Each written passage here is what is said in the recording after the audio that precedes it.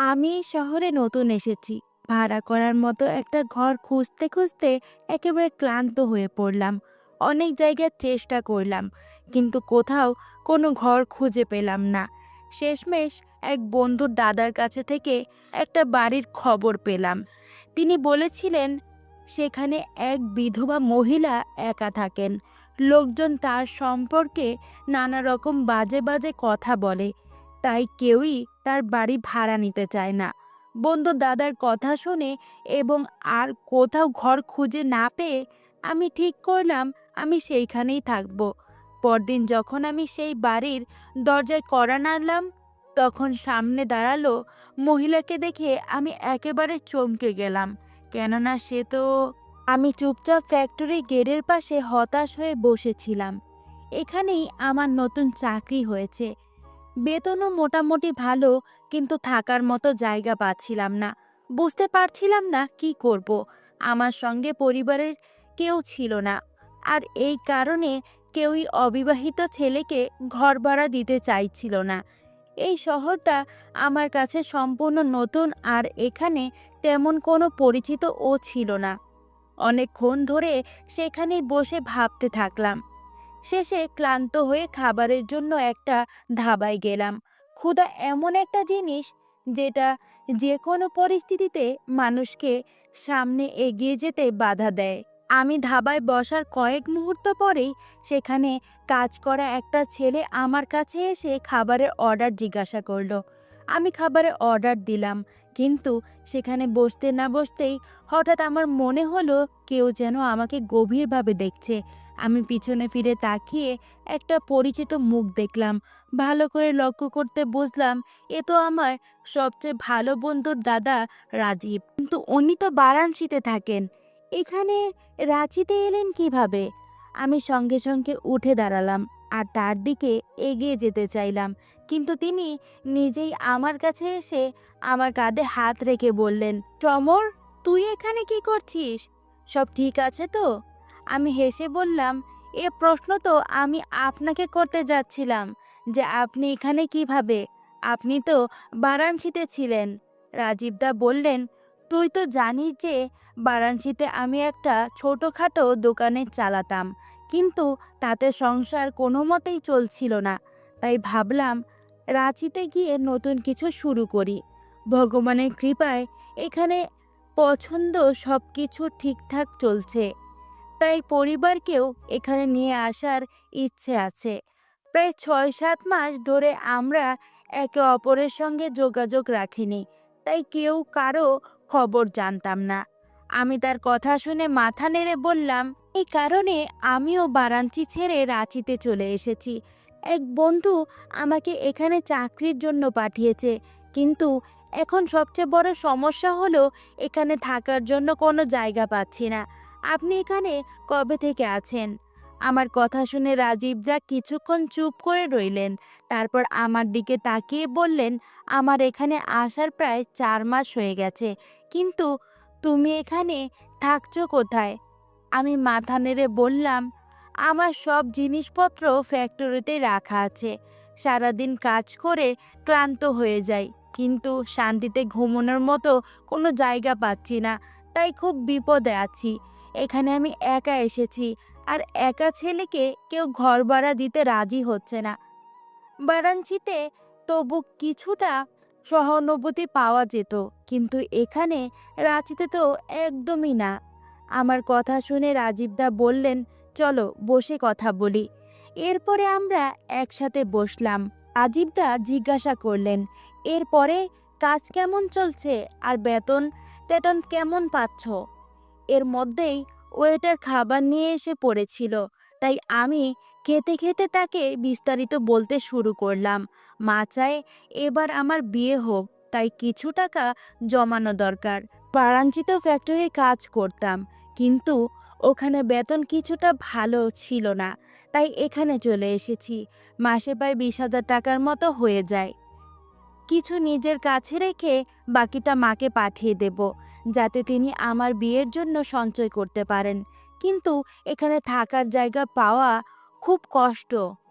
তিনি হেসে বললেন, আমারও এখানে আসার বেশি দিন হয়নি, কিন্তু আমি তোমার জন্য কোনো না কোনো ব্যবস্থা করবই। আমার কিছু পরিচিত লোক আছে যারা এই ব্যাপারে তোমাকে সাহায্য করতে পারবে। তার কথা শুনে আমি তাড়াতাড়ি জিজ্ঞাসা করলাম, আপনি এখানে কোথায় থাকেন? আমার প্রশ্ন শুনে তিনি কিছুটা চুপ করে রইলেন, তারপরে বললেন, এই মুহূর্তে রাতে আমি আমার দোকানেই ঘুমিয়ে পড়ি। নিজের জন্যও এখানে কোনো জায়গা দেখিনি, কিন্তু যখন স্ত্রী আর বাচ্চা এখানে আসবে তখন একটা ঘর ভাড়া নেব ভেবেছি। তার কথা শুনে আমি কিছুক্ষণ নীরব রইলাম। তারপর মনে মনে ভাবলাম, তাকে বলি যে অন্তত আজ রাতটা আমাকে যেন দোকানে ঘুমাতে দেয়। কিন্তু তিনি নিজে থেকেই কিছু না বলায় আমি সিদ্ধান্ত নিলাম যে তাকে অসুবিধায় ফেলবো না। আমরা দুজনে একসঙ্গে খাবার খেলাম। খাবার শেষ হয়ে তিনি জোর করে আমার বিল দিতে চাইলেন, কিন্তু আমি তা মানা করে দিলাম। নিজের বিল মিটিয়ে আমরা একে অপরের মোবাইল নম্বর লিখে নিলাম, কারণ পুরনো নম্বর দুজনেই বন্ধ হয়ে গিয়েছিল। চলে যাওয়ার সময় তিনি আমার হাত ধরে বললেন, আমি খুব তাড়াতাড়ি তোমার সঙ্গে যোগাযোগ করব। আমার কাছে দোকানে অনেক লোক বাজার নিতে আসে। আমি নিশ্চিত তোমার জন্য একটা থাকার জায়গা ঠিক করতে পারবো। আমি তার কাছে অনুনয় করে বললাম, দাদা যত তাড়াতাড়ি সম্ভব একটু ব্যবস্থা করে দেন, না হলে রাতগুলো আমাকে ফুটপাতে ঘুমিয়ে কাটাতে হবে। এই কথাটা আমি ইচ্ছা করেই বলেছিলাম, কেননা ভেবেছিলাম হয়তো এতে তার মনে দয়া হবে আর তিনি নিজেই তার দোকানে ঘুমাতে যেতে বলবেন। কিন্তু মনে হলো তার তেমন কোনো ইচ্ছেই নেই। কিছুক্ষণ পর তিনি আমাকে বিদায় জানিয়ে চলে গেলেন আর আমি চুপচাপ হোটেলের পাশে একটা বেঞ্চে বসে পড়লাম। আগামীকাল থেকে ফ্যাক্টরিতে আমার কাজ শুরু হবে।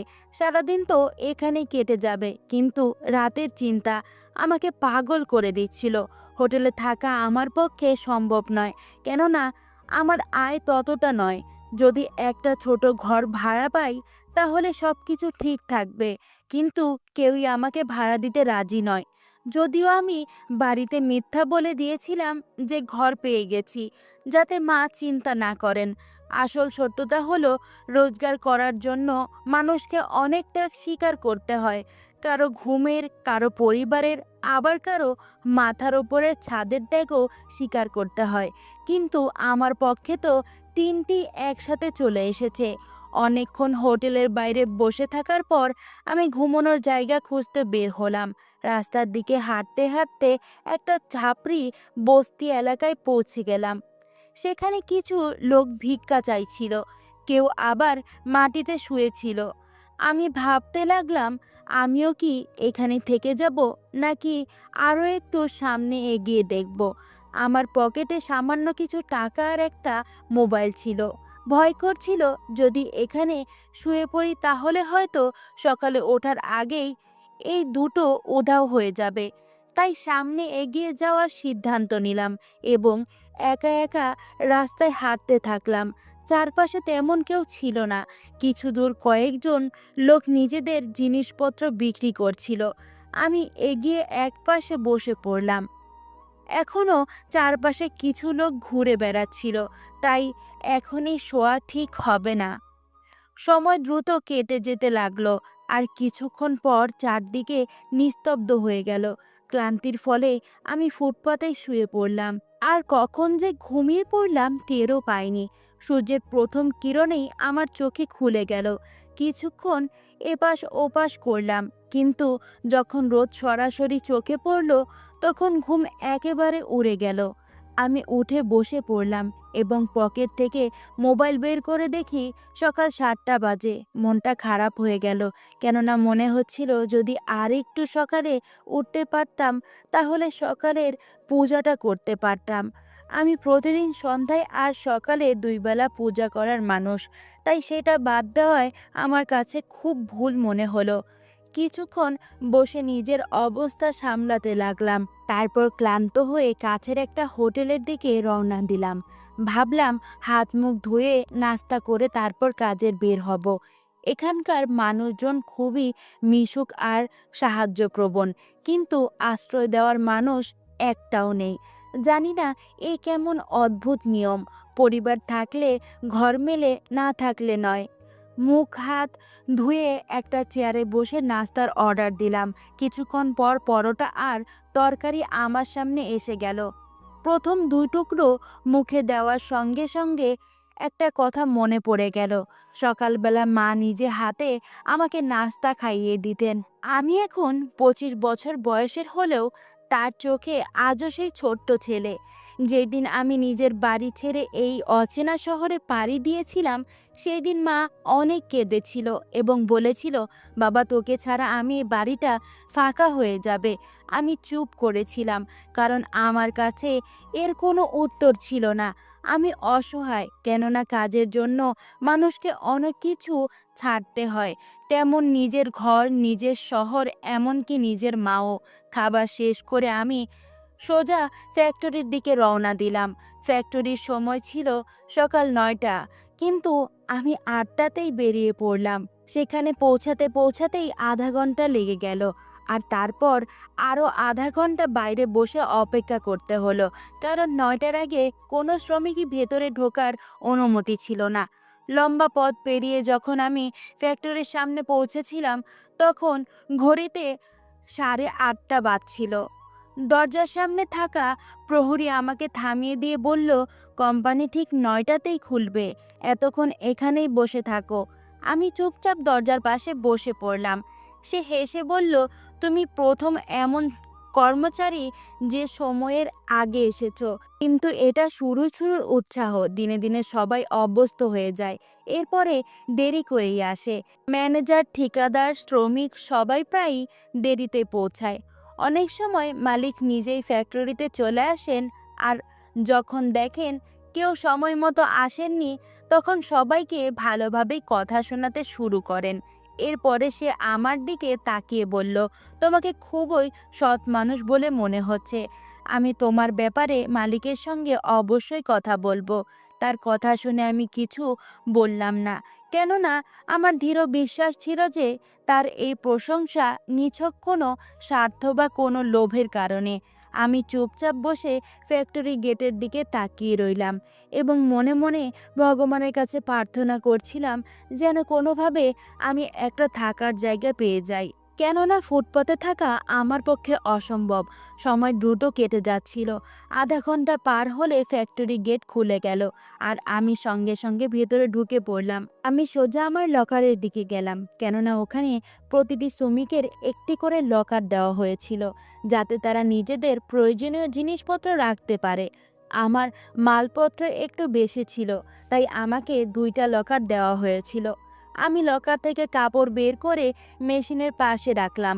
তারপরে ওয়াশরুমে গিয়ে কাজের পোশাক পরে নিজের কাজের বিভাগে গেলাম।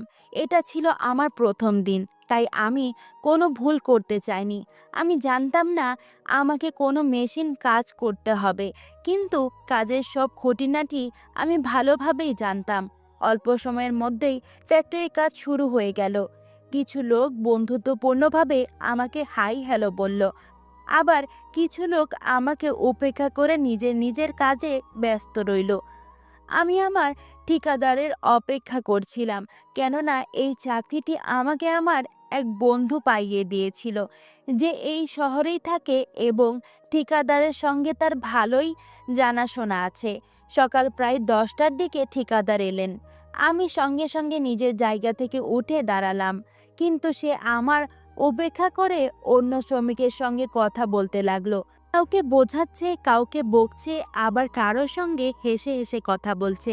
প্রায় আধা ঘন্টা পর সে আমার কাছে এলো এবং বলল, বাস, চকিদার বলেছে তুমি খুবই সময়নিষ্ঠা, কিন্তু একটা কথা মনে রেখো, আমার উপস্থিতি ছাড়া তুমি লকারের কাছে যেতে পারবে না। তোমাকে 2টো লকার দেওয়া হয়েছে, তাই পরের বার একটু খেয়াল রেখো। মালিকের থেকে ফোন এসেছিল, তিনি ক্যামেরায় দেখেছেন। আমি সঙ্গে সঙ্গে বললাম, মাফ করবেন, আজ আমার প্রথম দিন, তাই আমি নিয়মগুলো ঠিকভাবে জানতাম না। দয়া করে আপনি আমাকে এখানকার নিয়মগুলো বুঝিয়ে দিন।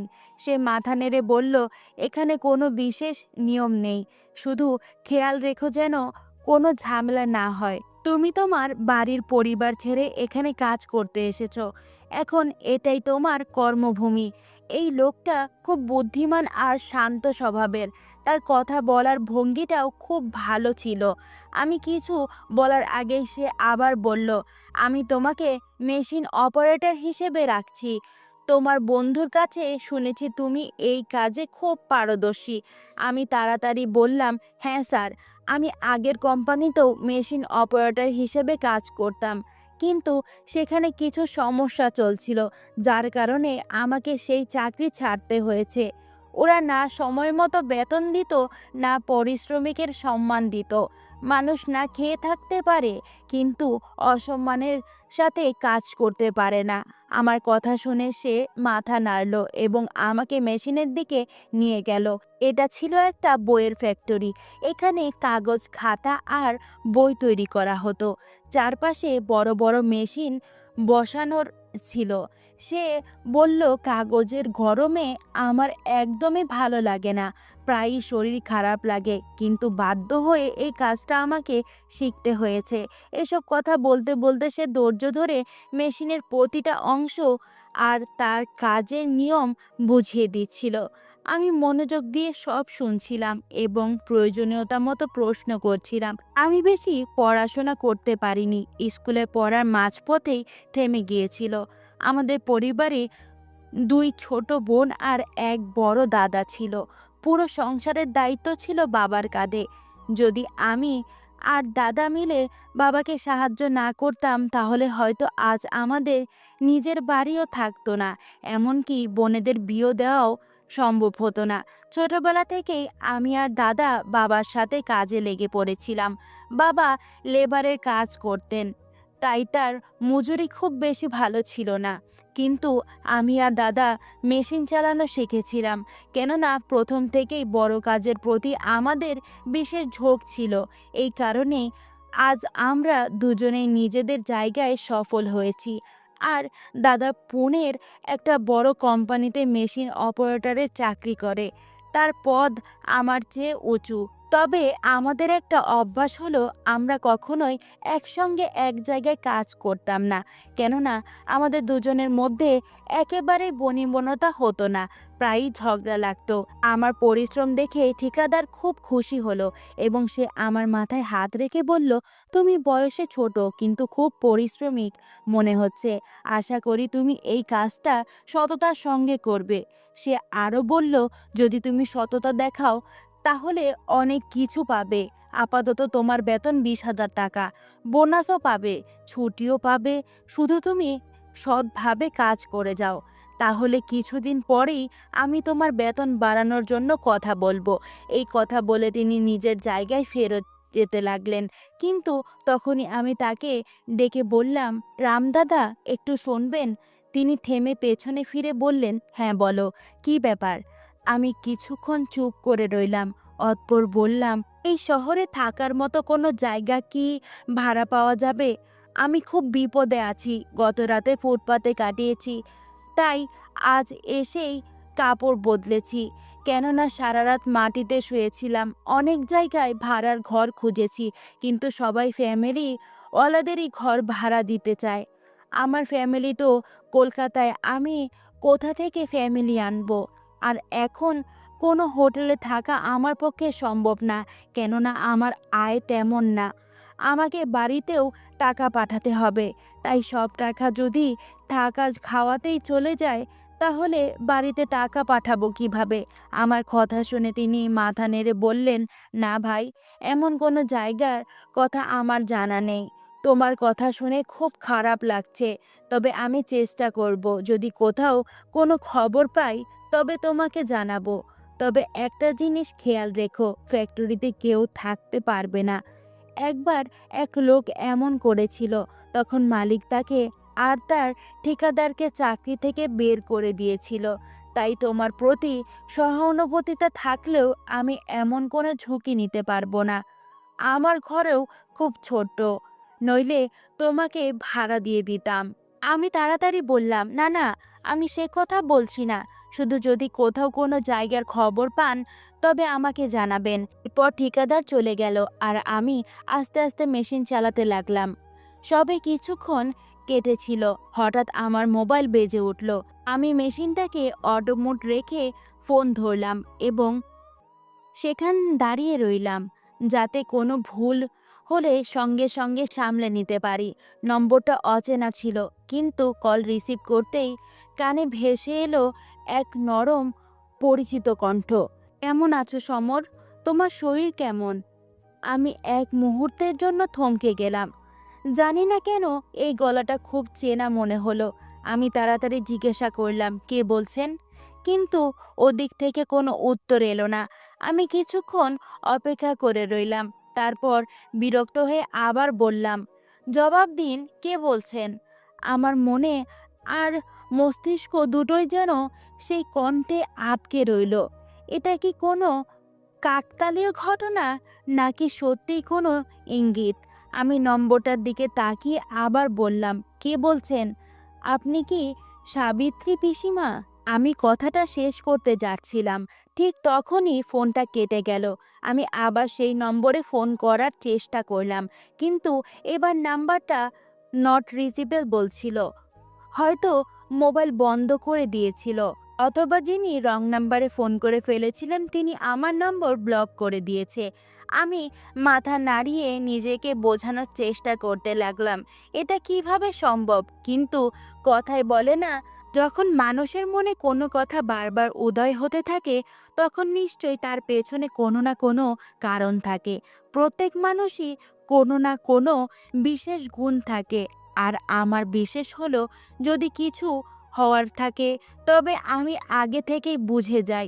যাই হোক, আমি আবার কল করতে যাচ্ছিলাম, ঠিক তখনই ঠিকাদারের গলা ভেসে এলো, তুমি তোমার মোবাইল কাউন্টারে জমা দাওনি? আমি মাথা নেড়ে বললাম, না। সে বলল, যাও তাড়াতাড়ি জমা দিয়ে আসো, কাজের সময় এখানে মোবাইল রাখা নিষেধ। আমি ঠিক আছে বলে সঙ্গে সঙ্গে কাউন্টারের দিকে হাঁটতে লাগলাম, কিন্তু মনের ভেতর তখনও সেই কণ্ঠস্বর বাজছিল, হয়তো এটা আমার ভুল ধারণা। আমি কোনো মতে নিজের মনকে বুঝ দিলাম, কিন্তু যতক্ষণ না মানুষ শিওর হয় ততক্ষণ সে শান্তি পায় না। কাউন্টারের পাশে গিয়ে আমি তাড়াতাড়ি করে মাকে ফোন করলাম। প্রথম রিংয়েই তিনি ফোন ধরে হ্যালো বললেন। আমি বললাম, মা, বাবা আর দাদা কি সাবিত্রী পিসির খবর নিতে গিয়েছিলেন? তিনি গভীর শ্বাস নিয়ে বললেন, হ্যাঁ, তুই চলে যাওয়ার পরই তারা সেখানে গিয়েছিল। তুই তো জানিস তোর বাবা শত চেষ্টা করেও সেই কথাটা ভুলতে পারছে না। আমি আর কিছু শোনার আগে ঠিক আছে বলে ফোনটা কেটে দিলাম। হয়তো এটা সত্যিই আমার ভুল ধারণা ছিল, কেননা একই গলা অনেকের হতে পারে। আমি মাথা নাড়িয়ে মোবাইলটা কাউন্টারে জমা দিলাম এবং আবার কাজে লেগে গেলাম। কিন্তু আমি কিভাবে জানবো যে রাঁচিতে আসার পর আমার জীবনে এক নতুন মোড় নিতে চলেছে? পুরো দিন কাজেই কেটে গেল। রাত 10টার সময় কাজ শেষ হলে আমি বাইরে বের হলাম। তখনই চৌকিদার আমাকে থামালো। তাকে দেখে না জানি কেন আমার মুখে একটা হালকা হাসি ফুটে উঠল। সে বলল, আপনি খুব পরিশ্রমী মানুষ, কেননা এই সময় পর্যন্ত কেউ থাকে না। আমি পকেট থেকে 50 টাকার একটা নোট বের করে তার পকেটে রাখলাম আর বললাম, পরিশ্রমী করে উপার্জন করো, কারণ ঈশ্বর পরিশ্রমীকে কখনো খালি হাতে ফেরায় না। মিষ্টি কথা বলে টাকা নেওয়াই ভালো জিনিস নয়। এটা বলেই আমি এগিয়ে গেলাম। কিছু কথা এমনই হয়, যেটা অন্যকে বোঝানো আমাদের কর্তব্য। তারপর আমি সেই হোটেলে গেলাম যেখানে গতকাল রাতে খেয়েছিলাম। ফ্যাক্টরি থেকে আমাদের দুপুরের খাবার দেওয়া হতো, রাতের না। খেতে বসে ভাবতে লাগলাম, যদি রোজ বাইরে খাই তাহলে খরচ অনেক বেড়ে যাবে, যা আমি একদমই সামলাতে পারবো না। এরপরে হেঁটে হেঁটে আমি আমার আস্থায়ী আশ্রয়ে পৌঁছে গেলাম। সেখানে বসে মাথায় সারাদিনের ঘটনাগুলো ঘুরতে লাগলো। কিছু সহকর্মী খুব ভালো ছিল, কিন্তু কয়েকজন আমার উপর হিংসা করতে শুরু করেছে। তাদের মতে আমি নতুন হয়েও বেশি বেতন পাচ্ছি। যেখানে তারা 10 বছর ধরে কাজ করছে, আমি চুপচাপ শোয়ার ব্যবস্থা করতে লাগলাম।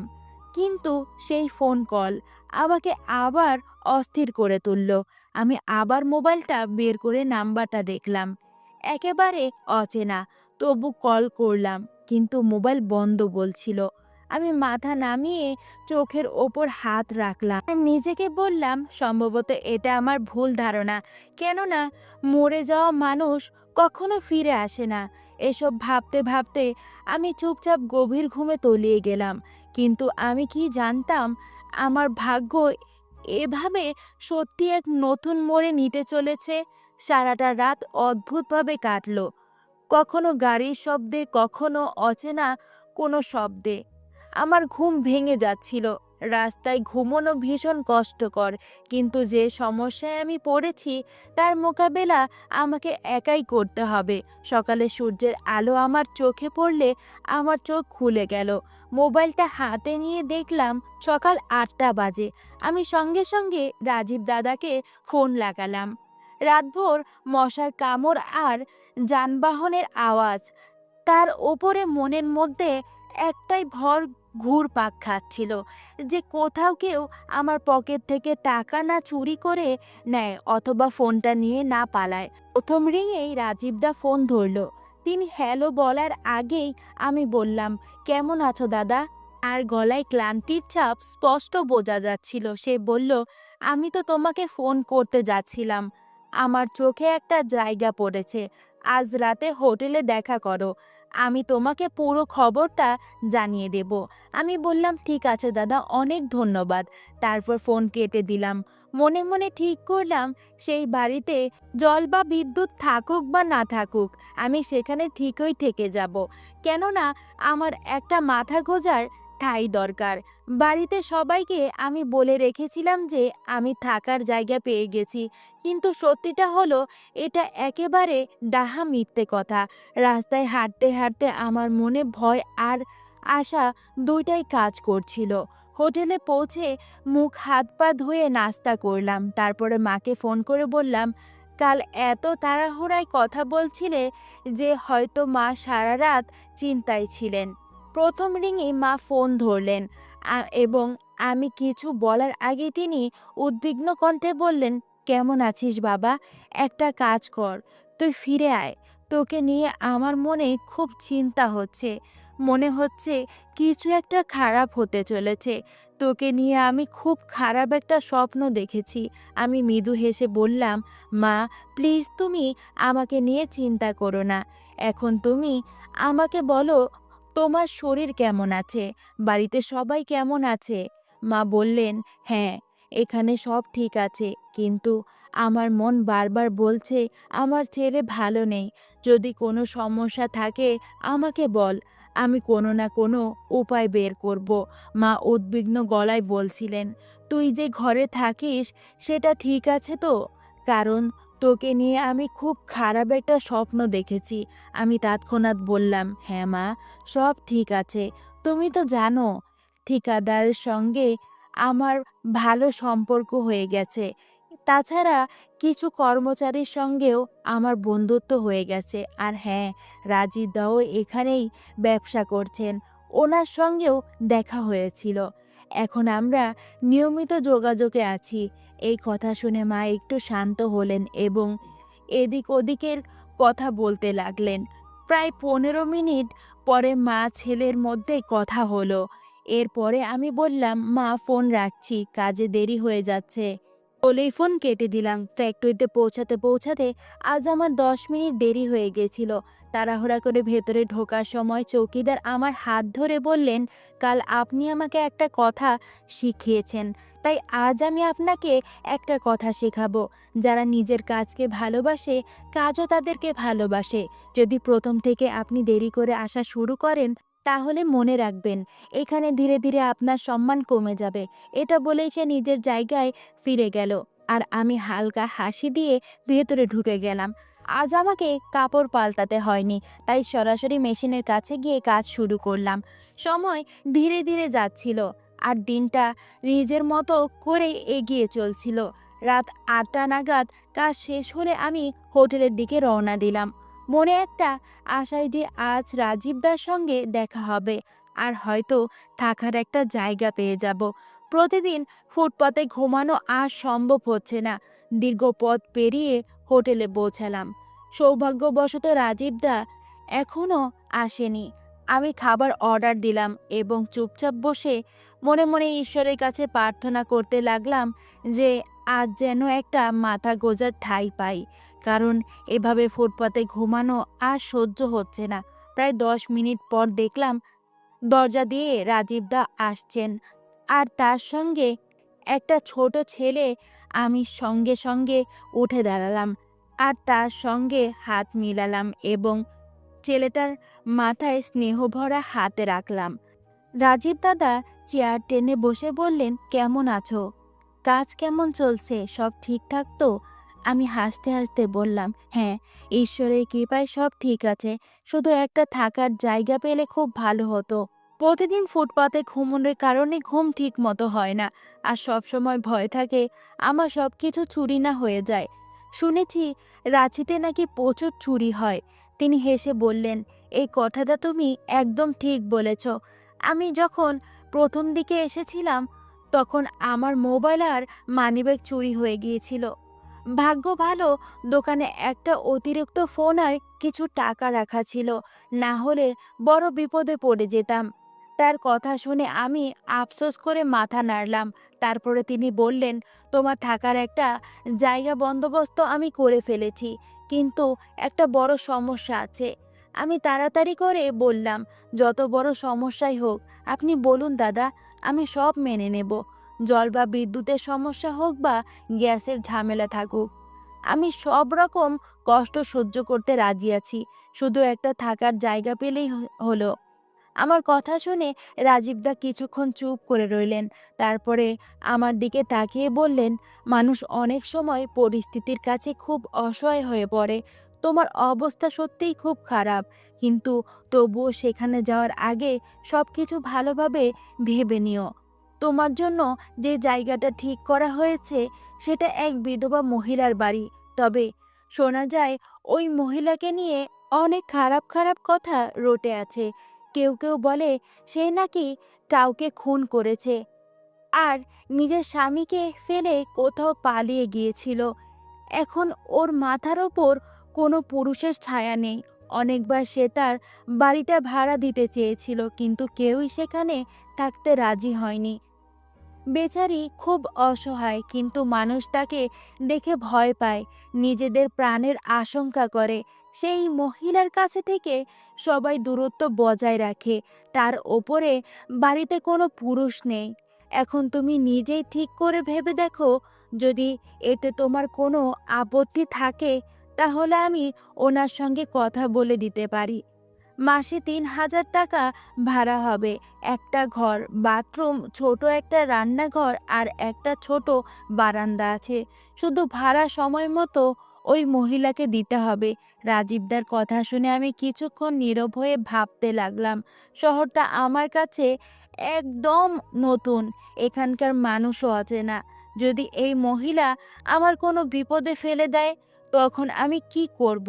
আমি কিছুক্ষণ চিন্তা করে বললাম, ঠিক আছে দাদা, যদি কোনো বিপদ আমার কপালে লেখা থাকে তাহলে সেটা আসবেই। আপনি এই মহিলাকে আমার পক্ষ থেকে হ্যাঁ বলে দিন। আমি ওই ভাড়ার ঘর নিতে রাজি আছি, কেননা এখন আমার পক্ষে রাস্তায় ঘুমানো অসম্ভব হয়ে যাচ্ছে। আমার সব জিনিসপত্র ফ্যাক্টরিতে রাখা আছে, ফলে খুব সমস্যা হচ্ছে। বাড়িতেও আমি মাকে মিথ্যা বলেছি যে আমি বাড়ি ভাড়া নিয়েছি। মা অনেকবার ভিডিও কলে ঘর দেখাতে বলেছিল, কিন্তু আমি এটা সেটা বলে কথা এড়িয়ে গেছি। আর একটা কথা দাদা, ওই মহিলার সঙ্গে আমরা একটা ছোট চুক্তি লিখে নেব যে আমি তাকে ভাড়া দেব এবং নিজের ইচ্ছে মতো থাকব। তার সঙ্গে আমার কোনো ব্যক্তিগত সম্পর্ক থাকবে না। রাজীবদা বললেন, হ্যাঁ, এটাই ঠিক হবে। তাছাড়া ওই বেচারি মহিলা নিজেই বলে যে সে কোনো খুন করেনি, তার মামলা এখনও চলছে। যখন অপরাধ প্রমাণ হবে তখনই সত্যিকারের অপরাধী ধরা পড়বে। রাজীব দাদার কথা শুনে আমি সঙ্গে সঙ্গে বললাম, তাহলে চলুন এখনই সেখানে যাই। আজ রাতটা আমি সেখানেই কাটিয়ে দেব, আর সকালে ফ্যাক্টরি থেকে জিনিসপত্র নিয়ে আসব। টাকা পয়সা আমার সঙ্গেই আছে। আমার কথা শুনে রাজীব দাদা বললেন, না এখনই না, তুমি ওখানে দিনে যাবে, রাতের বেলা তোমাকে কেউ বাড়ি দেবে না। রাজীব দাদা আরও বললেন, সে খুব একগুঁড়ে মহিলা, যদিও তার ওপর খুনের অভিযোগ আছে, কিন্তু আসলে সে খুবই ভালো চরিত্রের মহিলা। পুরো পাড়ার লোকজন বলে তার মতো সতী চরিত্রবান মহিলা আগে কেউ দেখেনি। সবসময় মাথায় ওড়না দিয়ে থাকে, কোনো পুরুষের সামনে কখনো আসে না, একমাত্র বাধ্য হয়ে তোমাকে ঘর দিচ্ছে, না হলে সে কোনো পরিবারকেই ঘর ভাড়া দিতে চেয়েছিল। রাজীবদার কথা শুনে আমি চুপ হয়ে গেলাম। সেই রাতটাও আমি কোনো রকমভাবে রাস্তাতেই কাটালাম। পরের সকাল নতুন আশার আলো নিয়ে এলো। আমি ঠিক করেছিলাম আজ সকালে আমি ওই মহিলার বাড়ি যাব, কিন্তু রাজীবদা ফোন করে বললেন দুপুর 2টার দিকে চলে আসো, তখনই তিনি তোমার সঙ্গে দেখা করবে। আমি ফ্যাক্টরিতে গিয়ে কাজে লেগে পড়লাম। যখন দুপুর 1টা নাগাদ ঠিকাদার এলেন, তখন আমি নিজের ছুটির দরখাস্ত তার সামনে রাখলাম। তিনি খুব ভালো মানুষ ছিলেন, তাই আমার অসুবিধা অনুভব করে সঙ্গে সঙ্গে অনুমতি দিলেন। ঠিক দুপুর 2টায় আমি রাজীবদার কাছে থেকে ঠিকানা নিয়ে সেই বিধবা মহিলার বাড়ির সামনে পৌঁছে গেলাম। অদ্ভুত এক ভয় আর কৌতূহল বুকের ভেতরটা কাঁপছিল। ভাবছিলাম যদি কোনো ঝামেলা হয়ে যায় তাহলে কি হবে, কিন্তু তারপরেও মনে আশা ছিল সব ঠিকঠাকই হবে। আমাকে এসব গল্পে না জড়িয়ে শুধু নিজের কাজ নিয়ে থাকতে হবে। আমি দরজায় কড়া নাড়লাম, ভেতর থেকে আওয়াজ এলো, দাঁড়াও আসছি। গলার আওয়াজ শুনে আমি এক মুহূর্তের জন্য থমকে গেলাম। দরজা খুলতেই চোখ তার উপরে পড়ল। মাথায় ওড়না, সাদামাটা পোশাক আর মুখে এক অদ্ভুত শান্ত ভাব। আমি বিস্ময়ে তাকিয়ে রইলাম। মনে হলো আকাশ যেন আমার মাথার ওপর ভেঙে পড়েছে, পায়ের তলা থেকে মাটি সরে গেছে। এটা কি কোনো অলৌকিক ঘটনা, নাকি আমার চোখ ধাঁধিয়ে গেছে? কেননা আমার সামনে একজন মৃত মানুষ জীবিত হয়ে দাঁড়িয়ে আছে। আমার মুখ দিয়ে একটাই শব্দ আস্তে আস্তে বের হলো, আপনি আপনি বেঁচে আছেন। তিনি স্তব্ধ হয়ে গেলেন, যেন তার শরীর থেকে প্রাণটাই উড়ে গেছে। আমি আর কিছু বলার আগেই তিনি দরজা বন্ধ করতে চাইলেন, কিন্তু আমি দরজা ঠেলে ভেতরে ঢুকে পড়লাম আর তার হাত ধরে বললাম, আপনি বেঁচে আছেন? তাহলে এসব কি ছিল? সেই মৃত্যুর খবর, দাহ সংস্কার, সব কি মিথ্যা? তিনি কান্নায় ভেঙে পড়লেন এবং ভেতরের দিকে চলে যেতে লাগলেন, কিন্তু আমি তাকে থামালাম। এরপরে কান্না ভেজা কণ্ঠে তিনি যা বললেন তা শুনে আমার শরীর শিউরে উঠল। আসলে আমার পিসিমা নিজের স্বামীকে নিজে হাতে মেরে ফেলেছিলেন, কারণ সেই মানুষটা মানুষ নয়, একটা দানব ছিল। এক রাতে সে আমার পিসিমার ওপর হামলা করেছিল। তখন আত্মরক্ষার জন্য পিসিমা তার ওপর আঘাত করলেন, আর সেই মুহূর্তেই সে মারা গেল। ভয়ে কান্নায় ভেঙে পড়ে পিসিমা আমাদের বাড়িতে চলে আসেন। আমার মা সব শুনে ভয় পেয়ে গিয়েছিল, তাই বাবার কথা না শুনেই তাকে বাড়ি থেকে বের করে দেন। কয়েক ঘন্টা পর খবর আসে পিসিমার অ্যাক্সিডেন্ট হয়েছে এবং হাসপাতালে তার লাশ পাওয়া গেছে। অবস্থা এত খারাপ ছিল যে সেই রাতেই তার দাহ অবস্থা করা হয়। তার নামে খুনের মামলা দায়ের হয়েছিল, কিন্তু কয়েকদিনের মধ্যে সেটা বন্ধ হয়ে যায়, কারণ যার বিরুদ্ধে অভিযোগ ছিল সে নিজেই মৃত। পিসিমা আরও বললেন, যখন তোমার মা আমাকে বাড়ি থেকে বের করে দিয়েছিল, তখনই তোমার বাবা নিজের এক বন্ধুকে আমার কাছে পাঠিয়েছিলেন। এরপরে পিসিমা ধীরে ধীরে বললেন, ওটা অন্য কোনো মহিলার বেওয়ারিশ লাশ ছিল, যাকে আমার লাশ বলে পুড়িয়ে দেওয়া যায়। আর সেই রাতেই তোমার বাবা আমাকে রাঁচিতে পাঠিয়ে দেয়। আমার মনে পড়ল আমি যখন বাবাকে বলেছিলাম যে আমি রাঁচিতে যেতে চাই, তখন তিনি এত রেগে গিয়েছিলেন এবং বলেছিলেন, তুমি সেখানে যাবে না, ওই জায়গায় পরিবেশ তোমার জন্য ভালো নয়। কিন্তু তখন আমি নিজের জেদে অটুট ছিলাম। না জানি কেন তখন মনে হয়েছিল রাঁচিতে গেলেই সেখানকার পরিবেশ সম্পর্কে সত্যটা জানা যাবে। আর সত্যি তাই হলো। যখন এখানে এলাম তখন চোখের সামনে যা এলো তা দেখে আমার পায়ের নিচে থেকে যেন মাটি সরে গেল। আমি পিসিকে বুকে জড়িয়ে ধরলাম আর আমরা দুজনেই ফুপিয়ে ফুপিয়ে কাঁদতে লাগলাম। তিনি ভুল করেছিলেন, কিন্তু সেই ভুলের পেছনে ছিল নিজের আত্মরক্ষার প্রচেষ্টা। আত্মরক্ষা কারো জীবন নেওয়া পাপ, কিন্তু পরিস্থিতি যখন মানুষকে কোণঠাসা করে ফেলে তখন ভালো মন্দের সীমারেখা অনেক সময় মুছে যায়। তবুও সেই দিন আমি একটা কথা ভালো করেই বুঝেছিলাম যে মৃত্যু কেবল তখনই আসে যখন তার কপালে সেটা লেখা থাকে। কেউই সেটা আগে ভাগে ডেকে আনতে পারে না, আবার চাইলেও পিছিয়ে দিতে পারে না। সেই ঘটনার পর আমি পিসির কাছে থেকে গেলাম। বাবা অনেক বোঝালেন, তুই চিন্তা করিস না, আমি তোর পিসিমার খরচ পাঠিয়ে দেব, তোকে ভাড়া দিতে হবে না। কিন্তু আমি রাজি হইনি। আমি সেখানেই ভাড়াটে হিসেবে থাকতে শুরু করলাম। ধীরে ধীরে কাজ করতে করতে 3 বছর কেটে গেল, আর জীবন আবার একটু একটু করে স্বাভাবিক ছন্দে ফিরে যেতে লাগলো।